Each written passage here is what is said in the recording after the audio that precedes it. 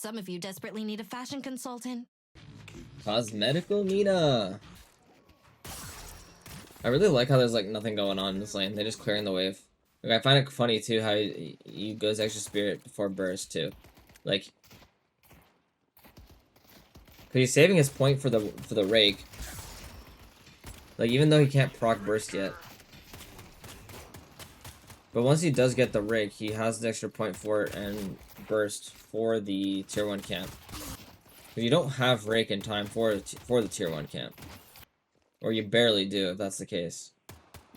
I mean, it's still the better purchase if you're going Love Bites first. Which is what you're supposed to do. It just kind of feels awkward on Mina. Yeah, so he has the rake. So now they're going to play as aggressively as they can for this tier 1. And he just dies for it. Yeah. So that was just well played by Abrahams on this. Because you can't play for the tier 1 if you're getting pushed back. So he just got bursted instantly and died.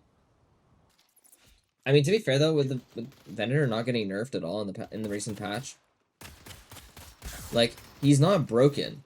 Venator isn't broken. It's just the issue with the game is just that, like, a lot of these spirit characters, other characters, are just better. Like, he'd be broken if other characters were worse.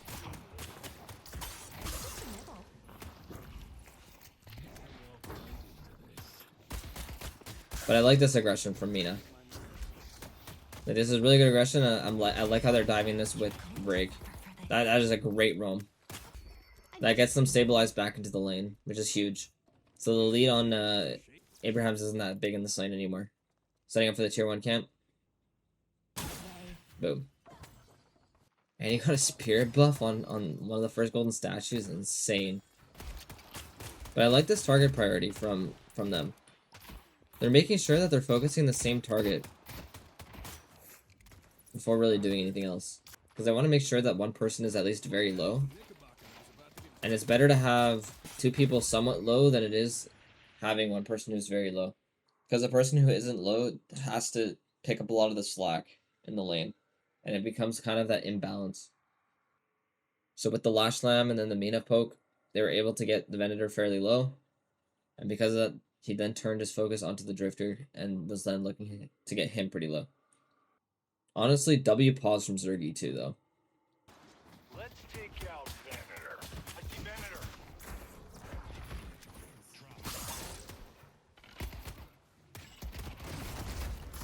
I go where I wish. I see Venator. And good kill onto the Venator. Nice job. So you could call that a little bit shameless. Calico. That's just a good kill from onto the Calico as well.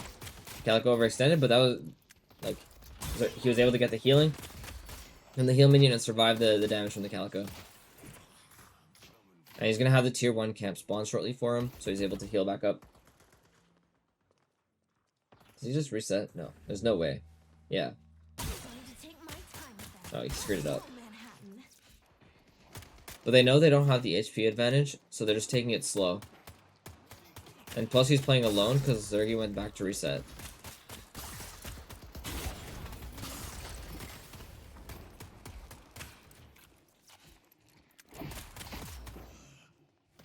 I see the Drifter. I see the Drifter. Let's take out Calico. Good zoning ult. The Drifter's now in a spot where he's forced to die pretty much. Nice. Let's take out Venator. You're outclassed. This is a good ult from Zergy as well. A bit of an early rake. That was good. That was a good sequence. And just like that, he's able to get a spirit spike, and he's just gonna be able to take over the game now. The damage is gonna be insane. There's half the Drifter's HP gone, and then Tass is just gonna die here as well. So I traded 1 for 1, but this Mina is out of control. Pretty much almost already 1k souls per minute. Oh. Well, he understood that the only way that he was going to survive was just taking the zipline and getting off of it immediately to try and get the momentum. But they catch him on the way up, so he gets hyperlined and dies. But still. He's still very, very healthy, and he's going to use this money to just look for some extra kills. And just continue putting pressure on the map. And right now, these are pretty much the most standard items in the game for Mina. Some people like Cold Front over going like extra spirit, or improved spirit, sorry. Like, for a little bit more burst in the early game. But it's just entirely preference based.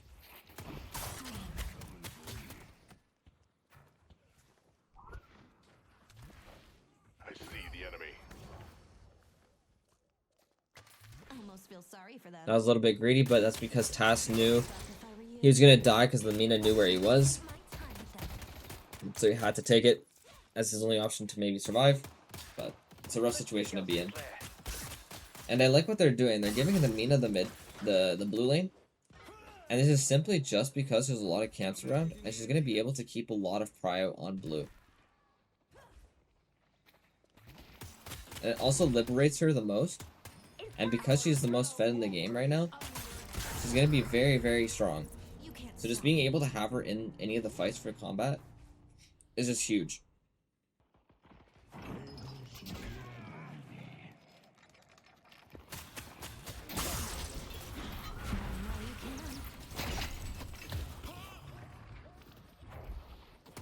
And you can see that the Mina's constantly fighting, being a part of these skirmishes. Good recognition. It is a pretty common melee combo for a drifter to melee right after teleporting.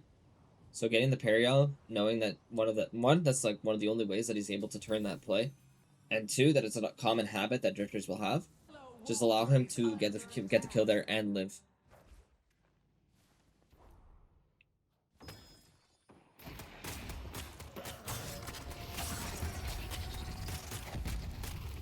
And just so people know, they're setting up on this side of the map because bridge buffs are spawning as well as the urn, so they want the wave priority on those sides of the map.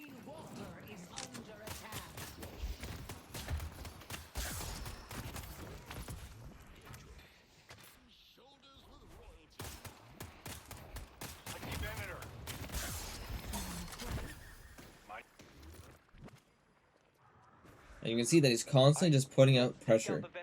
He pushes out blue, makes sure he has wave prio, and then immediately goes to roam.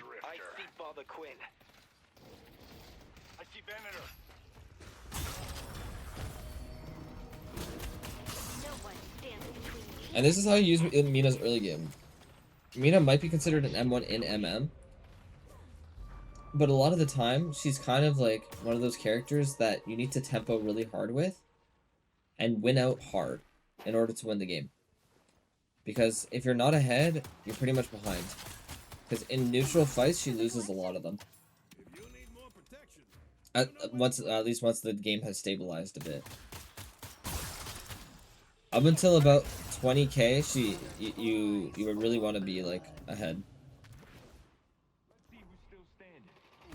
But once people start hating about the 20k mark, she starts to fall behind a bit, unless like the Mina's ahead.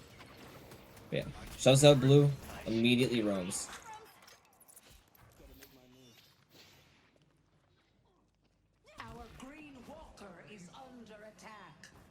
Because one, not only is this preoccupying Abraham's, good parry on Tass again, but two, it's also putting a little bit of extra damage onto the blue walker.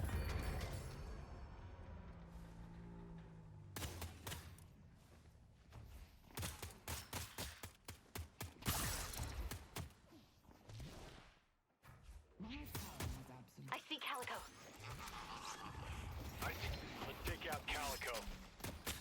I see Calico. And good little chase on the Calico. But this is a slaughter fest. Let's take out Billy.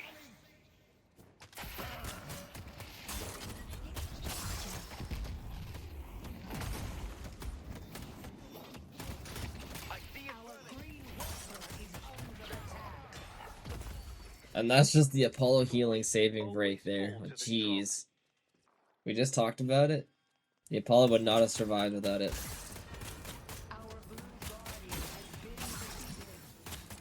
But now that it's leaning towards the mid game and the map was opened up a bit, I see Billy. the Mina won't be as scared to take the side lane. Billy.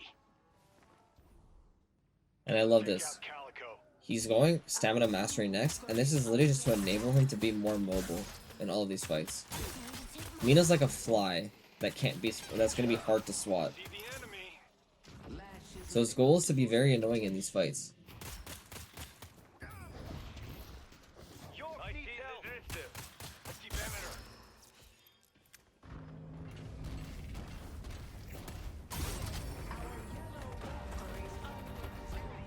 Cosmetical is just abusing tasks. He might need to be reported. I kind of feel bad. I see Venator. And then there's the Locket. Spoken about before, Locket is great for the burst healing, and because Mina's going to be in and out of these fights, it's going to be the burst healing is going to benefit her a lot.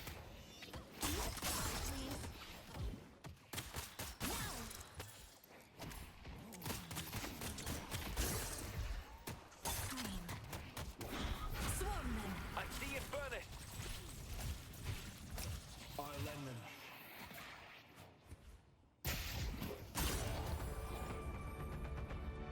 Mina darts amongst them like a perpetual thorn in their side.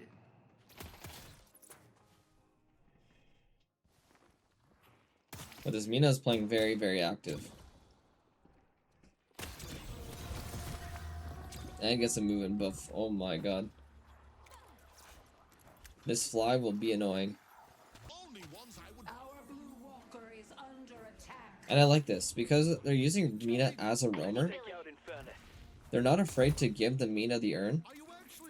And what the urn actually will do is help the Mina scale into the game. Getting the golden statue buffs onto her is going to help her a lot. And allow her to continue pushing that lead. It's also just the influx of money, which will help her keep staying ahead and push that lead forward. I see Calico. I see Sinclair. It's actually crazy that no one denied any of the souls. Let's take out Calico. They're actually just able to get out.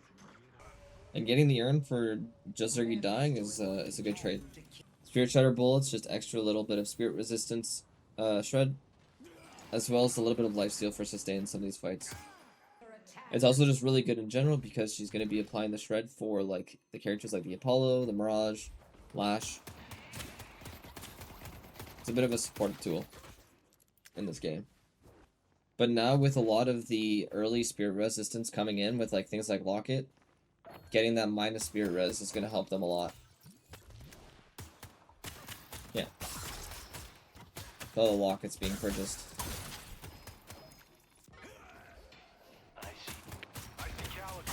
And because of the fight that's happening in the side lane, he knows that he can take this 1v1 against the Sinclair and put a lot of pressure onto this Blue Walker. I like that he cuts off the wave too. But now that the fight is a little bit over, Venator's on the roof. and some people have reset, he has to give respect and space out a little bit. You can't engage as hard.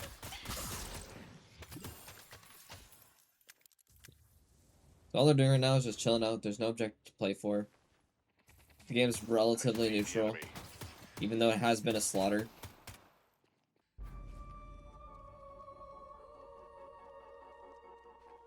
But I like that Break came over to help the Mina get a little bit of wave prio in this lane. Just because they don't want to lose the Walker, but they're also just going to give the Rift because of the advantage. The Rift is comeback for Abrahams, so they're going to be looking to fight it, but probably afterwards. So yeah, so he pushes it out, gives time for him to roam over. He's taking TP over. Let's take out Let's take out Calico. I see Infernus. And because this is an important fight and mid boss is up, whichever team wins this fight will end up taking the boss. So the Drifter is forced to come as soon as he can, which is after pushing the blue out. Take out Sinclair.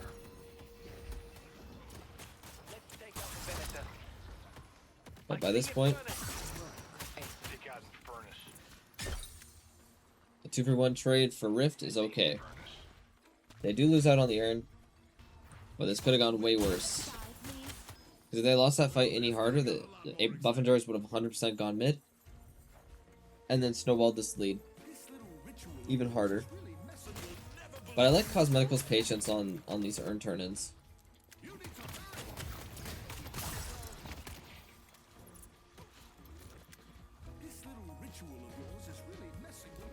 He waits for his team to get there so he can turn this in safely.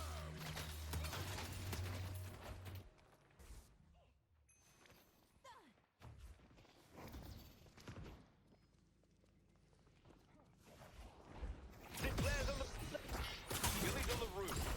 Let's take out the drifter. Let's take out Calico. Our yellow walker is under attack. Take out the drifter. Let's take out the Venetor. Leave that to me. I see Calico. Billy's on the roof. And all they're doing is they're looking for a pick so they can look to go mid. So there they go. They win this fight. And it's a very split fight too. So with this, they're just going to get mid. They're going to shove out the waves and go mid. Opportunities for us. I do think Cosmetical did have the time to buy, but I'm assuming he's just waiting so he can buy Spirit Burn after the mid boss. The rejuvenator is descending.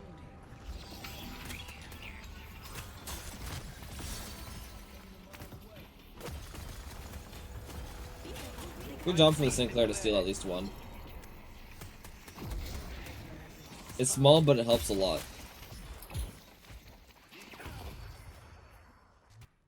That is true. No walkers down at 23 minutes is pretty wild. But it just goes to show how well of a macro game, even though Abrahams was dying a lot, they were still putting enough pressure, making it so Buffingers weren't able to take any of the walkers. Let's push green. But even though they were dying a lot, their macro was still good, and that's why the game was so close. But now, like, the lead is just going to explode. Greenwich. Because now all the walkers are being taken. So for the most part of the game was maybe like a 10k lead for most of it. And it just ballooned to 35 straight. Let's take out Drifter. I see Billy. Just because 2 walkers were taken, mid boss was taken, and Urn is going to spawn soon, so they're going to be able to get Urn, and then possibly even Rift. Let's take And there's the Spirit Burn buy. the Drifter.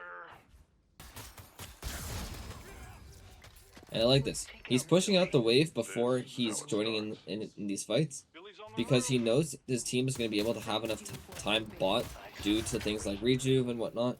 And just having the pressure for the lane is going to make these fights just way better. And it also enables them to push right afterwards.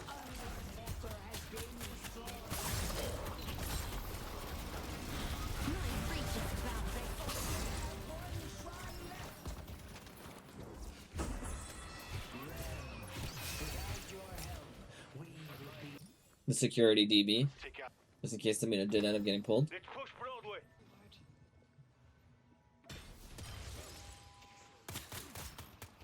I know he was saving it for someone else, but having it on the Mina isn't bad. The fact that the Bridge Whip gives flat amount of HP helps her a lot. Just because it's a little bit of extra HP that she has to play with. And there's the Tank Buster. And now with the remaining of the rejuve, they're just going to chill out. They know they can't really get anything from it, so they're just going to chill out, take all the jungle, and keep blowing this lead. And they're just going to keep chilling, and they're going to wait until the next rejuve.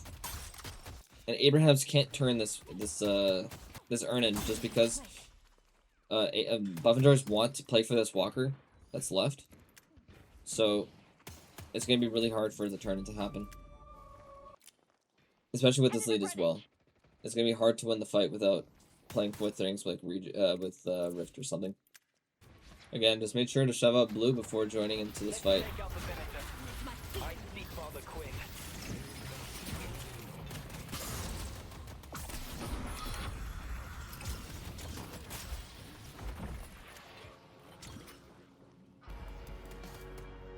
I see Billy.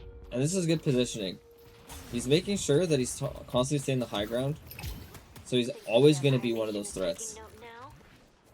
Because the moment he goes into the low ground, Let's take out he becomes a lot more vulnerable, especially without his 2. That was a huge lash ult.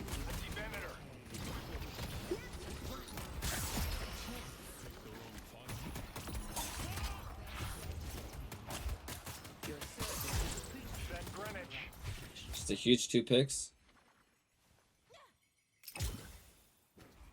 Even though they trade, they're staggering themselves pretty hard. Abrahams is in a pretty bad situation now. Well, they have been.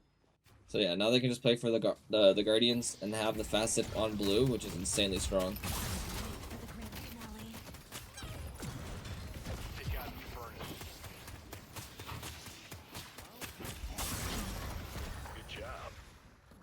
And Abrahams are staggering themselves, making this situation even more worse. Like, worse than it was initially.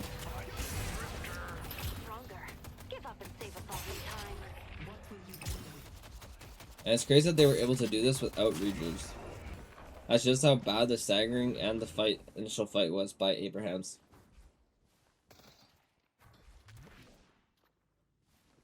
So now all Buffetters needs to do is just force the mid boss, take the fight, win that fight, and end the game.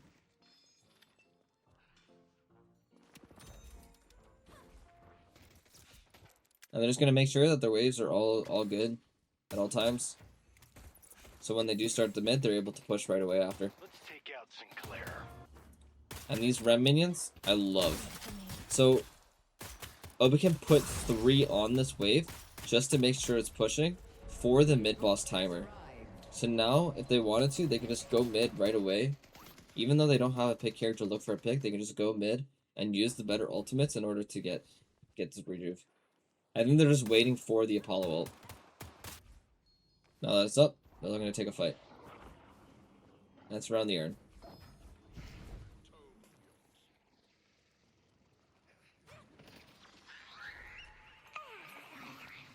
This is really aggressive. They ended up using the Rem ult for this.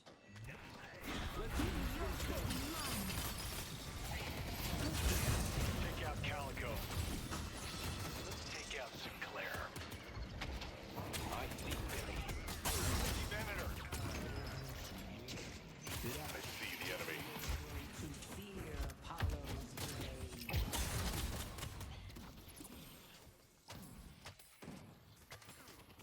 Don't get there soon enough. Look who's ready to cry.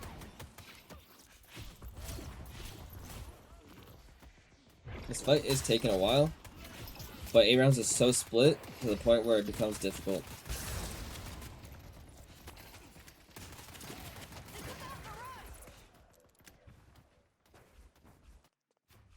This fight almost made me wonder why they didn't just go mid to begin with. Because I understand that they wanted to play around the urn, but at that point, wouldn't you want to reset and then play the mid boss? Because they got the initial pick, so it was probably just an overextension. But they did end up committing a lot of ults in that initial fight, and a big one too with the Rem ult. Manhattan is my feeding grounds.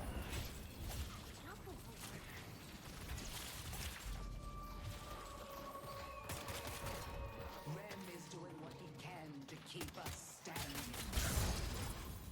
Okay, so instead, the moment they realized that the Billy's on the rift, Let's push. they're just looking to take this last walker, get the last flex slot. I don't mind this play. It's an objective on the other side of the map of Rift. And they decide to send the Mirage with TP up so that he can TP into a fight if needed. Sweet Rem. I see Calico.